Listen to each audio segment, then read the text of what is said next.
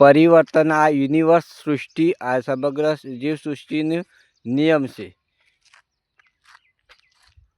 તો મિત્રો હું અમરસિંહ ઠાકોર આપણી અનમોલ ગુજરાતી વ્લોગ ચેનલમાં તમારું બધાનું સ્વાગત છે।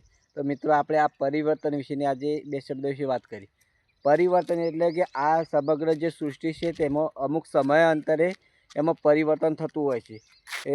એટલે કે ઋતુ પરિવર્તન થાય, સમય પાછો એ સમય આવે, એમ સમય બદલાય, એમ આપણે જે વનસ્પતિ છે તેમાં પણ પરિવર્તન જોવા મળતું હોય છે। એટલે કે આપણને જે કાયમી વનસ્પતિ જે જોવા મળતી હોય છે એ અમુક સમયે તે પછી દેખાતી નહીં, તે અમુક સમય માટે ગાયબ થઈ જાય છે।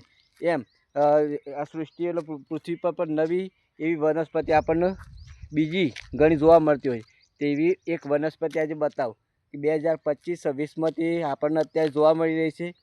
તે વનસ્પતિ અત્યારે જમીન પર ઘણી જોવા મળે, ઘણી જગ્યાએ।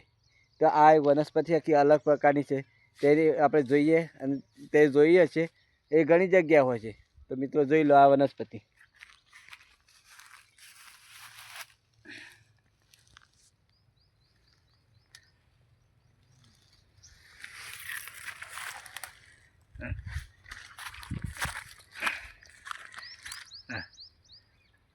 આ મોટો છોડ છે અહીં, એમ નાની બીજી પણ ઘણી જગ્યાએ નાના નાના છોડ જે મેથી જેવું દેખાતું હોય છે।